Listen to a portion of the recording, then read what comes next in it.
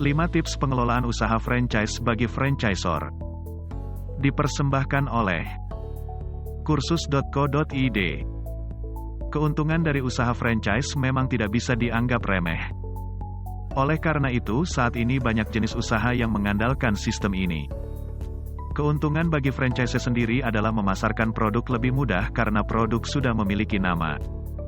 Sedangkan bagi franchisor, keuntungan yang didapatkan lebih besar karena franchise akan membayar dalam jumlah banyak.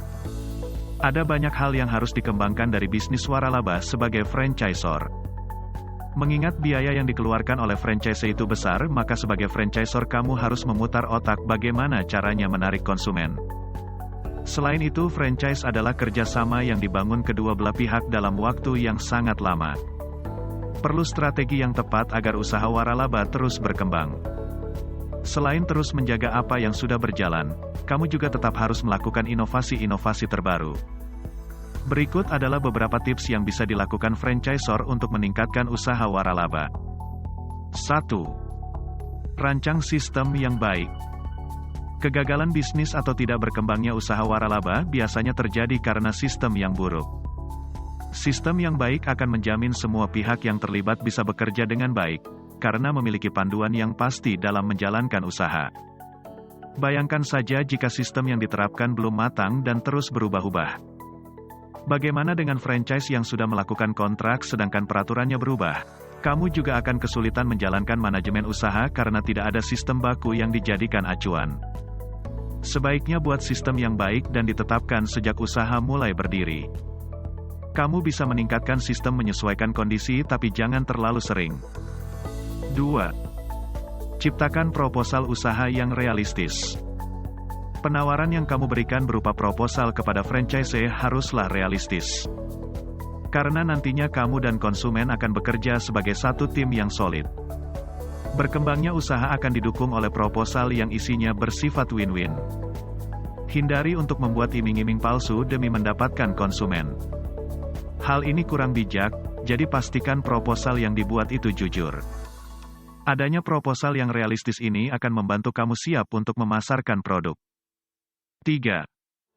Ciptakan strategi marketing. Ada 2 jenis pemasaran yang harus dilakukan dalam usaha waralaba. Pertama adalah bagaimana kamu memasarkan produk untuk meningkatkan nama. Kedua adalah pemasaran untuk mencari franchise. Rencana pemasaran yang pertama tentu harus lebih luas dan fokus. Pastikan bahwa brand yang kamu miliki sudah dikenal masyarakat luas. Aspek ini akan menjadi daya tarik tersendiri untuk franchise. Karena mereka akan lebih mudah memasarkan produk nantinya. Dukungan perangkat pemasaran pun dibutuhkan seperti banner, poster, hingga pemasangan iklan digital. Strategi pemasaran ini bisa dijadikan poin penting untuk mempermudah mendapatkan franchise.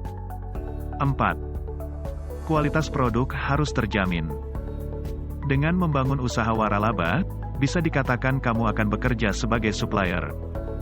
Oleh karena itu, kualitas produk yang dipersiapkan harus terjamin.